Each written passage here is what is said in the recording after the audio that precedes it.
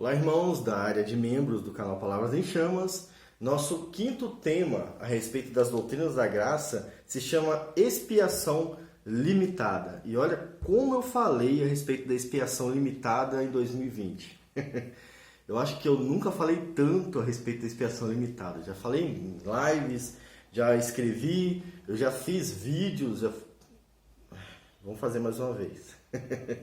Vou fazer quantas forem precisas, né? Mas agora eu tenho um esboço um pouco melhorado para a gente falar sobre isso. Você tem a apostila aí, você deve ter estudado, deve ter dado uma lida nela.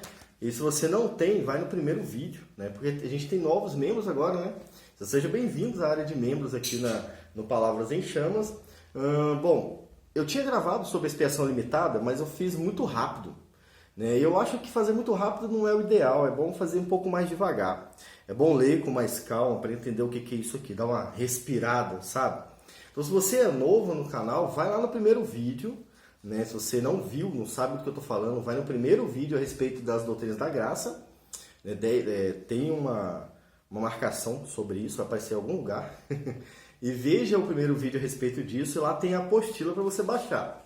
A apostila nada mais é do que os textos da confissão de fé que eu estou usando, tem Cânon de Dort também, algumas coisas a mais que a gente vai usar, por exemplo, nesse vídeo aqui, tá bom? Para começar a falar sobre expiação limitada, eu gosto de definir os termos, né? Entender o que significa cada palavra, o que já vai dar a resposta. Muita gente, né, e muitos de vocês vieram dessa tradição, eu não vim de tradição nenhuma. Porque nas igrejas que eu frequentava não tinha doutrina, então eu nem sabia o que era expiação, muito menos se era limitada ou ilimitada. Nem na IPB eu aprendi isso, essa é a verdade, nem na IPB eu aprendi isso. Eu fui aprender depois de crente, já há muitos anos. Mas muitos de vocês vêm de outras igrejas com a ideia de que Cristo morreu por toda a humanidade, né? Isso é muito comum, é o mais comum na verdade. Isso vem do arminianismo, principalmente do arminianismo moderno, né? O semi-pelagianismo. Mas a Bíblia não fala que Cristo morreu por todos. E algumas pessoas ainda vão reduzir a mensagem e dizer assim: Cristo morreu para que fosse possível a salvação, para que houvesse uma chance. Isso é um reducionismo, né? Reduz a mensagem do Antigo Testamento, acaba com a mensagem do Antigo Testamento, né, e do Novo também, acaba, não só reduz, acaba com a mensagem da Bíblia a respeito da morte de Cristo. Cristo passa a ser uma outra oportunidade para a salvação. E não é isso que a Bíblia fala. Agora, os termos, é importante entender, o termo expiação, por exemplo, de expiar, você encontra no dicionário Strong, no hebraico 3722, tá? Se você botar no Google agora H3722 Strong, você vai ver o dicionário Strong com a definição do termo expiar. A palavra usada para expiar, né? Eu coloquei os principais significados aqui. Ela significa, por exemplo, cobrir, como tampar mesmo, tipo cobrir assim, ó. Eu cobri o meu caderno aqui. É basicamente isso, né? Também é usado. Você tem na apostila isso também, né? O outro termo para expiar é perdoar, aplacar ou cancelar. Ou seja, a doutrina da expiação trata do cancelamento da dívida, o cancelamento dos nossos pecados, para que a gente pudesse ser salvo pela graça, tá? Também atende, né? Também pode ser definido como limpar, anular, perdoar, ser misericordioso, pacificar ou conceder perdão. Tudo se referindo ao resultado final e não ao meio do caminho. Então, a expiação de Cristo garantiu a salvação, né? Aí nós temos as duas diferenças. A palavra limitada, depois de expiação, ou a palavra ilimitada. E você tem na apostila o significado das duas palavras, né? Deixa eu pegar aqui no meu caderno, está muito resumido, né? Limitada significa restrito, né, que possui limites. Então, nesse caso, a morte de Cristo seria para perdoar os pecados de algumas pessoas, tá? Que sofrem limitação. Delimitado, isso significa expiação limitada. Jesus morre por algumas pessoas. O termo ilimitado, que é o contrário da doutrina da expiação limitada, vai dizer que a expiação de Cristo não possui limites, ou seja, que o perdão de Deus já foi colocado sobre toda a humanidade, que é um perdão infinito, infindável, né? Que não possui um limite, como um conhecimento ilimitado, por exemplo. Então essas diferenças aí são muito grandes, apesar de parecer pequena. Se a expiação for limitada, significa que os crentes em Jesus são perdoados os seus pecados, na morte de Cristo, não a partir do momento que crê, na morte de Cristo nós fomos perdoados, tá? É esse o evento que cancela a dívida. Se for limitada, significa que os crentes foram perdoados. Se for ilimitada, significa que o mundo foi perdoado, né? O mundo que, nesse caso, todas as pessoas da terra, incluindo aquelas que são condenadas por seus pecados. É por isso que nós cremos na expiação limitada, porque não faz sentido Jesus castigar, Jesus julgar e condenar aqueles pelo qual ele morreu e comprou com seu próprio sangue. Por isso a expiação ilimitada é rejeitada. Ela não representa a verdade, né? A Bíblia vai mostrar uma coisa um pouco diferente dessa expiação ilimitada. E a expiação ilimitada, querendo ou não, pode cair no universalismo. Esses dias alguém falou comigo, né? A irmã Ceci, na verdade, ela trouxe a seguinte questão. Um irmão arminiano questionou o fato de que Deus fez o inferno apenas para Satanás e seus anjos. Ou seja, então Deus não vai colocar ninguém no inferno, né? Porque o inferno, na verdade, nem foi feito para os homens, foi feito só para o diabo. Como se essa mensagem caísse nesse ponto, né? Mas não cai. O fato de Deus ter feito o inferno para o diabo e seus anjos não altera em nada o fato de que ele vai mandar pessoas para lá também, né? Aliás, não existe uma carta que diz que só o diabo vai ficar no inferno. Pelo contrário, né? Desde o início, desde o juízo final que foi predito na Bíblia, as pessoas são julgadas e condenadas ao inferno, independente de para quem foi construído, tá, irmãos? Então, o problema da expiação ilimitada é que ele abre espaço para o universalismo, ou seja, Deus vai salvar todo mundo no final. Para pessoas que não estudam a Bíblia, essa mensagem é muito coerente.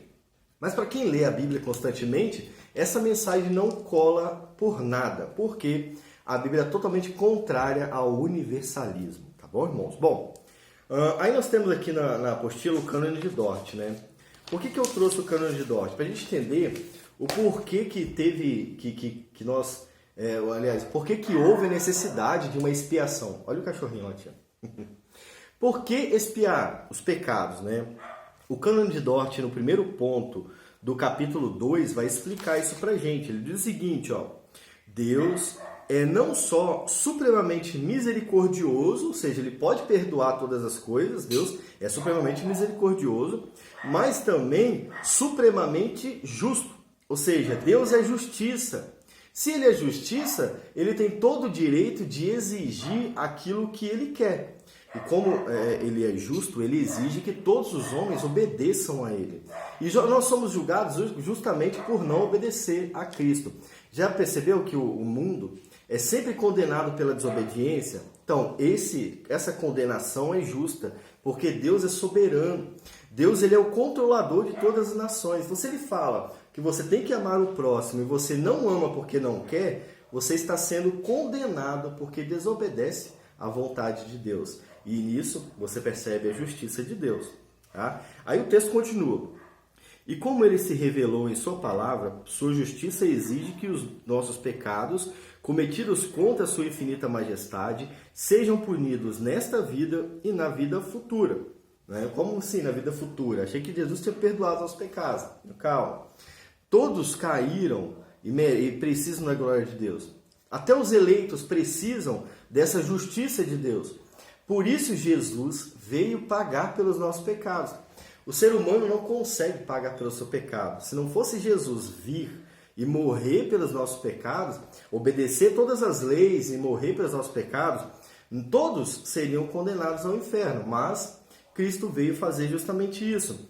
Por isso a punição do pecado, ela é justa contra o ímpio, porque o ímpio peca contra Deus, né? E ele faz com que Deus seja justo quando condena ele ou castiga ele por causa da sua desobediência, basicamente. Agora, ninguém pode escapar das punições de Deus, a não ser, o Canidor está falando, a não ser que seja cumprida a justiça de Deus. Então, ninguém seria salvo se alguém não fizesse algo por nós. Esse algo é Cristo. E o que ele fez? Pagou pelos nossos pecados. Por isso que a expiação é limitada. Se Jesus tivesse pagado por todos os pecados de todo o mundo, todos estariam salvos. Nós poderíamos brigar com Deus e pedir a Ele e obrigar Ele a nos salvar, porque Cristo morreu por nossos pecados. Né? Mas não é isso que aconteceu. Então não faz isso com Deus, não. Então, o resultado não vai ser muito bom. Bom, então nós vimos aqui que Deus é misericórdia e justiça. Né? Nós temos, por exemplo, o texto de Gálatas e o texto de João, que mostra 2 pontos da justiça de Deus. Né? Vamos abrir aqui em Gálatas para a gente dar uma lida a respeito disso. Gálatas, capítulo 6, vocês vão ver 2 tipos de justiça, né? 2 tipos de aplicação. Vou pegar aqui. Eu vou usar a ARA, Almeida Revista Atualizada, a pedidos de um irmão. Ele pediu para mim usar a ARA, eu vou usar. Então, lá em Gálatas 6, nós temos Paulo falando sobre a justiça de Deus aplicada nesta vida, como o Cânon de Dort falou. Tá? Versículo 7. Gálatas 6, 7 diz o seguinte: não vos enganeis, de Deus não se zomba, pois aquilo que o homem semear, isso também ceifará. Ou seja, aquilo que você fizer, que for contra a vontade de Deus, Deus pode te cobrar nesta vida. Nós poderemos ser castigados nessa vida. E aí inclui até os eleitos de Deus.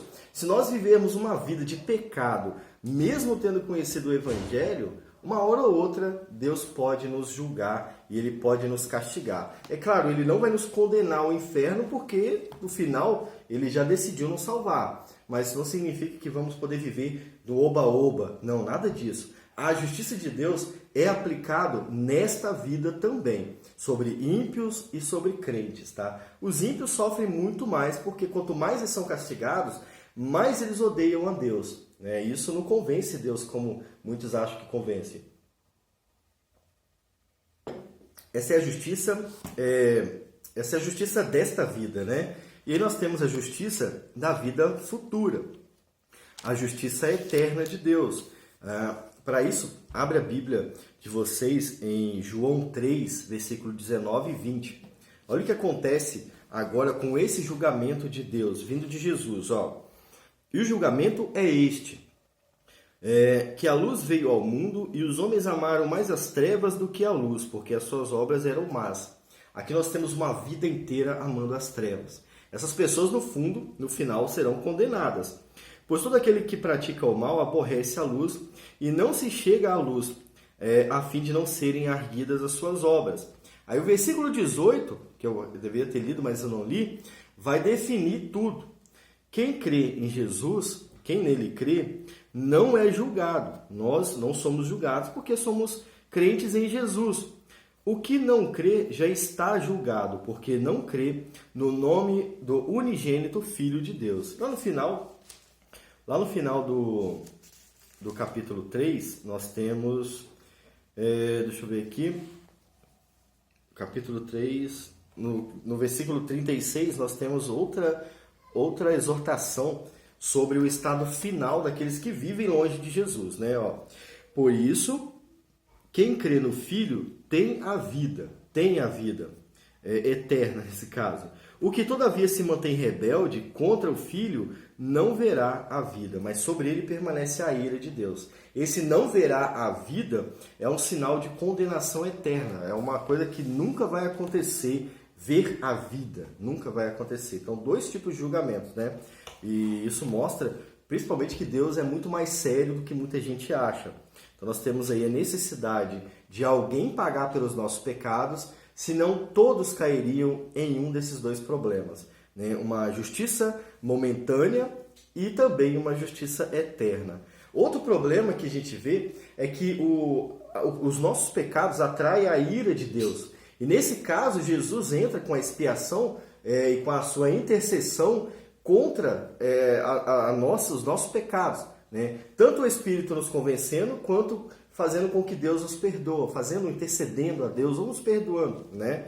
Então nós vemos, por exemplo, em Apocalipse, que as pessoas vão ser julgadas pelas suas obras, né? Ou seja, o resultado final é que as ações humanas contra Deus resultam na ira de Deus, na ira eterna de Deus. Nós vamos ter um julgamento final, nós vamos ter pessoas que recebem o resultado do pecado, que é a condenação eterna, e a gente vai ter pessoas que foram condenadas de acordo com o que fizeram. Ou seja, o pecado atrai a ira eterna de Deus. Por isso somos chamados à santidade. Né? E é estranho esse tema não ser muito popular, mas deveria. Né? Outro problema, né, da necessidade de expiar os pecados é que nós, por nossa conta, não poderíamos fazer isso. O sacrifício de bois, e de touros, de ovelhas, enfim, sacrifício de qualquer coisa, não consegue perdoar os nossos pecados, porque nós estamos constantemente pecando. Então Jesus precisou fazer de uma vez por todas a expiação dos nossos pecados. Isso agrava ainda mais a expiação ilimitada, porque seria o mesmo que dizer que não há mais condenação para ninguém, uma vez que Cristo morreu realmente para pagar pelos pecados de todos os povos. E o texto vai falar o contrário disso, né? Aí eu quero mostrar para vocês dois pontos agora. Primeiro, a expiação no Antigo Testamento, depois a expiação no Novo Testamento. Para mostrar a expiação no Antigo Testamento, a gente vai ler lá em Levítico. Deixa eu pegar aqui, inverter aqui agora. Você vai ler em Levítico, capítulo 16, tá? Levítico 16 é onde aparece a expiação, no bode expiatório, por exemplo. Não sei se você já ouviu falar, mas ele aparece em Levítico 16. É aqui que é instituído a maneira como o sacerdote deveria sacrificar e garantir a expiação dos pecados do povo. Nós vamos ver dois elementos importantes. Primeiro, a expiação é definitiva, né? Ela resultaria no perdão dos pecados do povo. É claro que naquele tempo, não os pecados futuros, mas os pecados já cometidos, mas em Cristo vai ser diferente. No Novo Testamento a gente vai entender. E também que... Eu esqueci qual era o segundo. Dois pontos importantes. E também que o sacerdote teria de ser puro. Não é qualquer pessoa que faz isso aqui, tá? E aí vocês vão ver Jesus nos dois elementos que eu falei, beleza? Então lá em Levítico 16 a gente tem o dia da expiação. Para a gente não ler todo o capítulo, o correto seria ler todo o capítulo, eu vou dar uma resumida para que a gente entenda mais rápido, tá?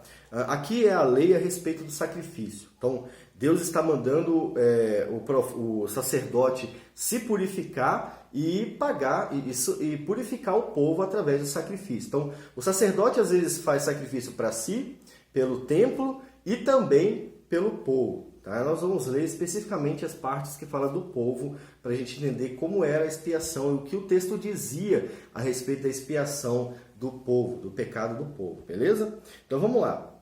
Vamos começar no versículo 5 e até o versículo 10, para a gente entender. Da congregação dos filhos de Israel, tomarás 2 bodes para a oferta pelo pecado e 1 carneiro para o holocausto. Versículo 5. A gente já tem um cenário.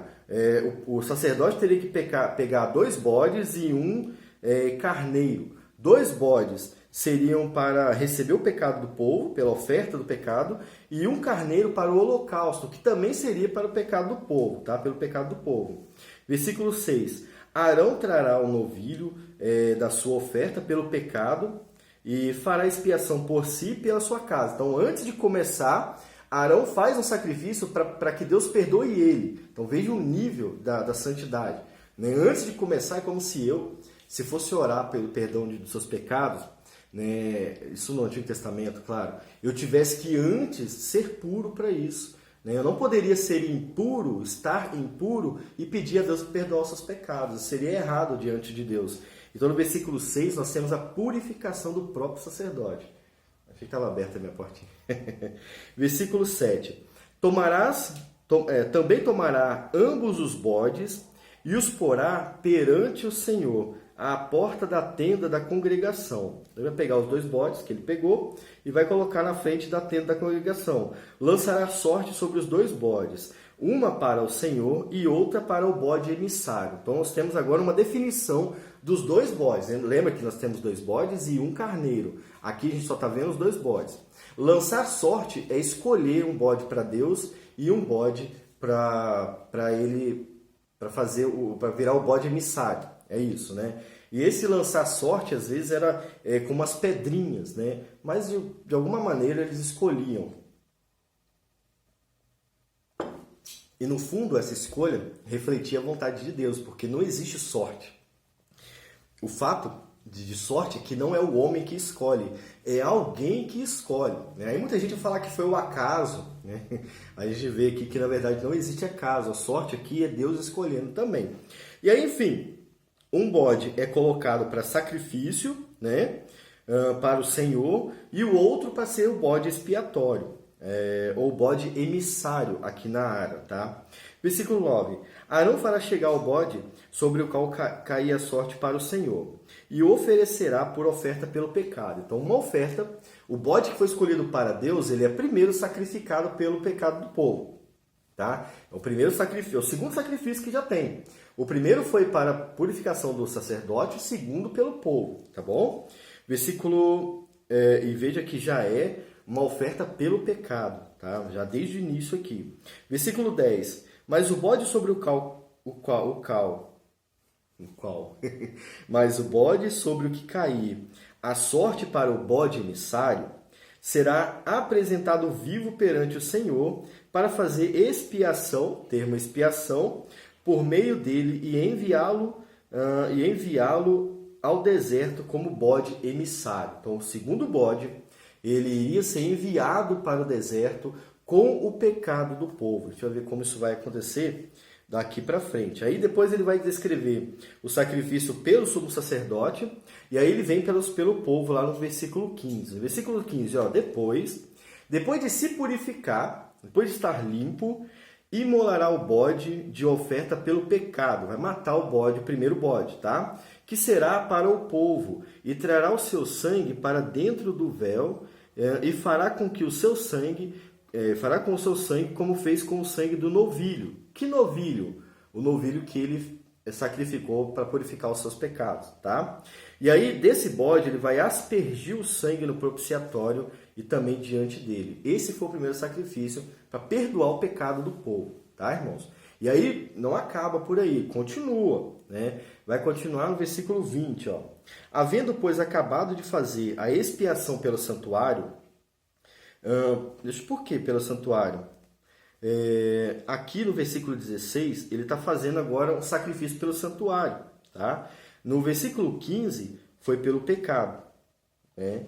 Versículo 15 foi pelo pecado. Foi o primeiro bode, pelo pecado. Início do versículo 15.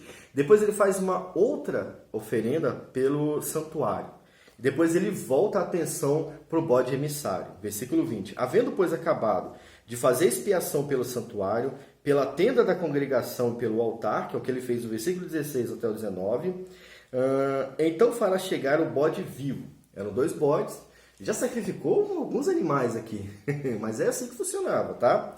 Havendo, pois, terminado tudo isso, fará chegar o bode vivo. Esse bode não seria morto no santuário, tá? Pelo contrário, olha o que acontece aqui no versículo 21. Arão porá ambas as mãos sobre a cabeça do bode vivo, e sobre ele confessará todas as iniquidades dos filhos de Israel, todas as suas transgressões e todos os seus pecados, e os porá sobre a cabeça do bode, e enviá-lo-á ao deserto pela mão de um homem à disposição para isso. Então, o que acontece com o segundo bode expiatório? Com o segundo bode expiatório, não, com o bode expiatório. Ele recebe todo o pecado do povo, né? E esse pecado não é do mundo, é do povo de Deus. E aí, com o pecado, isso é simbólico, claro, é uma oferta, tá? Com o pecado do povo sobre o bode, ele é lançado ao deserto para morrer. Nisso morrem os pecados do povo também. É assim que acontecia, né, cara? Que curioso, né? Eu tive que anotar para me decorar, mas agora eu já entendi. Agora eu já entendi. Depois de ler tanto, eu já entendi. A gente já sabe que tinha um bode para o sacrifício e um bode para a expiação do deserto. E depois nós tínhamos uma ovelha para o sacrifício, que está lá no final do texto. A gente não precisa ler, tá? Vamos ler aqui no versículo 23 e 24, que tem a questão do sacerdote, ó, a pureza que devia ser o sacerdote. Depois, versículo 23, Arão virá à tenda da congregação e despirá as vestes de linho que havia usado quando entrara no santuário e ali as deixará. Banhará o seu corpo em água no lugar santo e porá as suas vestes, então sairá e oferecerá o seu holocausto e o holocausto do povo e fará expiação por si e pelo povo. Terceira expiação. Então, olha como era exigido a pureza do sacerdote. Não era como esses caras que ficam tentando ser sacerdote aí, não. Né? Que esses caras que acham que tem templo, né? Como a Igreja Universal, que acha que tem um sacerdote e tal. Nada disso. A coisa era muito mais séria do que parece, irmãos. Muito mais séria. E vocês viram aqui que o bode recebe todos os pecados, né? Todos os pecados. Se você lembrou de Isaías, você está bem conectado. Porque é isso que Isaías vai fazer. Ele vai pegar o que acontecia em Deuteronômio, né? Em Levítico, aliás, o que foi ensinado em Levítico, e vai aplicar ao Messias que viria. O Messias que viria pagar pelos pecados do seu povo, né? Isso, desde o início, sempre foi pelo povo de Deus. E se você quiser abrir em Isaías 53, você vai ver exatamente a mesma figura, só que agora definitivamente aplicada a Jesus. Isaías 53. Versículo 4 até o 7. Versículo 4, ó. Certamente ele tomou sobre si as nossas enfermidades. Enfermidades aqui não eram as doenças que você tem, era o pecado, o resultado do pecado. E as nossas dores levou sobre si. E nós o reputávamos por aflito, ferido de Deus e oprimido. Assim como aquele bode, né? Muita gente hoje olharia para aquele bode e acharia que Deus é injusto, né? Como pode Deus jogar o pecado do povo num bode que não fez nada, que ainda era puro, e mandar ele para o deserto sem água, sem nada, para que ele morra, né? Que Deus é esse? Então, com Jesus foi a mesma coisa, tá? Jesus carregou, ele foi oprimido de Deus, ele foi ferido de Deus, né? É uma maneira de enxergar, tá? Mas ele foi traspassado pelas nossas transgressões, ou seja, o que matou Jesus não foi Deus decididamente, foi os nossos pecados. Então, aí você começa a ficar preocupado. Opa, então quer dizer que foi eu que matei Jesus? Sim, foram os nossos pecados que caiu sobre a cabeça de Jesus. Ele teve que fazer isso, senão o seu povo não seria perdoado, tá? Ele foi traspassado pelas nossas transgressões e moído pelas nossas iniquidades. Logo, a culpa do castigo de Jesus, se é que pode se chamar de castigo, não é de Deus, é nossa, tá? É nossa. O castigo que nos traz a paz estava sobre ele, e pelas suas pisaduras fomos sarados. E aí tem o versículo 6. Todos nós andávamos desgarrados como ovelha. Cada um se desviava pelo caminho, mas o Senhor fez cair sobre ele a iniquidade de todos nós. De nós todos na área, né? Por que de nós todos aqui? Nós todos é o povo que estava recebendo o livro de Isaías. Não era nós todos, planeta Terra, tá, irmãos? Mas sim, pelo pecado do seu povo, né? Ele foi moído. Não que os outros povos não haviam pecado. Claro que havia o pecado, mas Cristo veio morrer pelo seu povo especificamente. Será que no Novo Testamento a gente tem alguma comprovação disso, né? Já que a gente fala tanto de teologia bíblica, a maior comprovação, ou a comprovação não é a maior, né? Mas a mais direta é Mateus 1, 21. Não existe outra prova mais clara do que Mateus 1, 21 a respeito da expiação de Cristo pelo seu povo.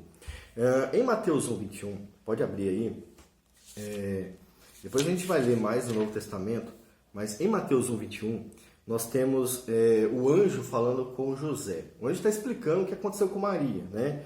E nessa conversa, ele fala sobre Jesus, sobre o menino que ia nascer. Ó. Ela dará à luz um filho e lhe porás o nome de Jesus. Por quê? Porque ele salvará o seu povo dos pecados dele. Ou seja, uma frase dessa tão direta não tem como mudar. Você tem que mudar a estrutura de todo o texto para você falar que há uma expiação que é ilimitada, né? Porque nem o texto concorda com ela. No final, a gente vai ler alguns textos, talvez no próximo vídeo a gente vai ler alguns textos a respeito dos textos mais confundidos sobre isso, né? Agora vocês viram que lá em Levítico, Jesus ele é visto como sumo sacerdote, que deveria ser puro, e também como sacrifício. Então, o autor de Hebreus viu a mesma coisa, né? Claro que não é só ele viu, o Espírito Santo mostrou para ele a mesma coisa. Por isso, a respeito da expiação, no Novo Testamento, o melhor texto para falar sobre isso, de forma mais completa, né, talvez mais teológica, seja o texto de Hebreus. Não que Paulo não fizesse, ou João não fizesse, mas Hebreus foi muito categórico ao fazer as ligações entre o Antigo e o Novo Testamento, entre a figura e a literalidade, né? O sacrifício expiatório do Antigo Testamento era uma figura de algo que iria acontecer. E o autor de Hebreus entendeu muito bem isso e nos ensina a respeito disso. Ó, quer ver? Abre Hebreus capítulo 9, né? Lá no finalzinho da Bíblia. Hebreus capítulo 9, no versículo 11 em diante. A gente vai ler até o versículo 15, tá? Vamos ver o que o autor fala aqui. O texto é muito bom. Eu vou fazer o seguinte, eu vou me limitar ao que está escrito no caderno. Senão eu vou falar muita coisa aqui, eu não quero falar muita coisa, tá, irmãos? Então, se eu parecer mecânico, é porque eu tenho que fazer assim, senão a gente vai até as 2 horas falando sobre isso. E realmente, se deixar, eu falo mesmo, tá, irmãos? Então, se eu for mecânico, é porque eu estou evitando deixar vocês agarrados aí na frente do celular. Hebreus 9, versículo 11 até o 15, vamos ler todo o texto, né? Diz o seguinte: quando, porém, veio Cristo como sumo sacerdote dos bens já realizados, mediante o maior e mais perfeito tabernáculo, não feito por mãos, quer dizer, não desta criação, não por meio de sangue de bodes e de bezerros, mas pelo seu próprio sangue, entrou no Santo dos Santos, uma vez por todas, tendo obtido eterna redenção. Portanto, se o sangue de bodes e de touros e a cinza de uma novilha aspergidos sobre todos os contaminados, os santificam quanto à purificação da carne, muito mais o sangue de Cristo, que pelo Espírito Eterno a si mesmo se ofereceu sem mácula a Deus, purificará a nossa consciência das obras mortais para servirmos ao Deus vivo. Por isso mesmo, ele é o mediador da nova aliança, a fim de que, intervindo na morte para a remissão das transgressões que havia primeiro sob a primeira aliança, recebam a promessa da eterna herança aqueles que têm sido chamados. Entendeu, Hebreus aqui? Aqueles que têm sido chamados. Eu não preciso nem explicar, na verdade, né? É simples, mas vamos lá. Primeiro, Cristo, o sumo sacerdote, entrou realmente na presença de Deus. Esse é um paralelismo ao que o sacerdote humano fazia, lembra? O sacerdote entrava na presença de Deus, e a presença de Deus estava ali realmente, mas aquilo era como um pouco do que era da realidade, sabe? Não era tudo que ele podia ver, não era tudo que existia realmente. Deus ele se limitava ali ao que o ser humano conseguia fazer. É isso que acontecia. Só que Cristo entrou realmente na presença do Pai. O Filho entrou realmente na presença do Pai. Nós temos isso no versículo 11 e 12. Quando, porém, veio Cristo, né, como o sumo sacerdote dos bens já realizados, versículo... Cadê? Devia ter que ler tudo de novo. Mediante o... isso aí, tem que ler tudo.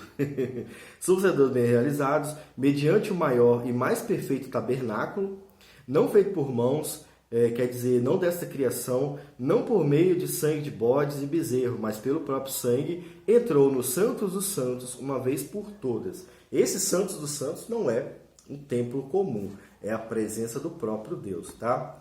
O sumo sacerdote, nesse caso, Cristo, usou o seu próprio sangue. Nós temos lá no Antigo Testamento o sacerdote que se purifica e depois oferece sacrifício pelo povo. E nós temos aqui um sumo sacerdote que é puro e que se sacrifica pelo povo. É isso que Jesus fez por nós. Esta é a expiação de Cristo por nós. Então, o sumo sacerdote do Antigo Testamento representava Cristo.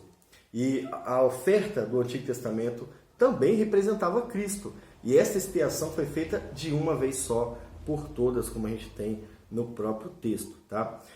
O resultado. Qual é o resultado da expiação de Cristo? Isso é importante entender. Tá? Muita gente foge desse texto para proteger a expiação ilimitada. Muita gente foge. Mas veja aqui que o texto fala que Cristo fez isso. Cadê? No versículo 12 ainda. Cristo entrou uma vez por todas, tendo obtido eterna redenção. Este resultado teria de ser aplicado até ao ímpio que vai ser condenado, caso a expiação fosse ilimitada. Mas nem o texto concorda com isso, porque no finalzinho ele vai limitar ali ao povo que é chamado. Tá? Se Cristo tivesse expiado, tá, beleza, já falei isso aqui. E aí nós temos no versículo 13 ao 15, né, algo que também é importante de ler novamente. Mas eu já falei várias vezes e a gente não precisa ler de novo.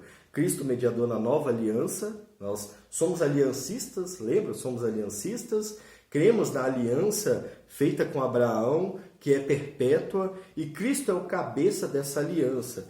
E o próprio autor de Hebreus concorda com isso, no versículo 15. Por isso, Cristo é o mediador da nova aliança. Como assim nova aliança? Não é uma nova aliança no sentido de ser totalmente diferente da antiga. Nova aliança no sentido de ser o cumprimento da aliança da graça. Toda a aliança da graça do Antigo Testamento aguardava a vinda de Jesus. Quando Jesus vem, ele se torna o cabeça dessa nova aliança. Entende? Não é que Deus inventou uma aliança, não. Ele restaura a sua aliança e conclui ela em Jesus. A partir de Jesus, ele se torna o nosso Deus, nós nos tornamos o seu povo pelo reino de Deus, e ele vem chamando todo o seu povo para se reunir. Um dia estaremos literalmente com ele.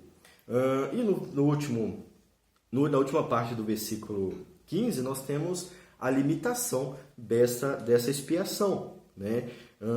Por isso mesmo, ele é o mediador da nova aliança, a fim de que, ou para que, né, como resultado disso, intervindo na morte para remissão das transgressões que havia sobre a primeira aliança, recebam a promessa da eterna herança aqueles que têm sido chamados. Né? Então, como pode a gente não entender que a expiação ela é totalmente limitada ao povo de Deus, né? Com textos tão claros assim. Bom, temos 37 minutos e a expiação ilimitada já foi passada. No próximo vídeo desse mesmo capítulo, a gente vai ver sobre o pacto da redenção, o resultado da obra de Cristo, né, e o fato de que os antigos, né, os que morreram antes de Jesus, também foram salvos. Né? A gente vai ver como a Bíblia mostra isso. E para finalizar, em que sentido a expiação é ilimitada? A gente vai analisar os textos mais polêmicos aí que os irmãos que creem na expiação ilimitada usam, e a gente vai perceber que eles não tratam da expiação ilimitada. Aguardo vocês no próximo vídeo.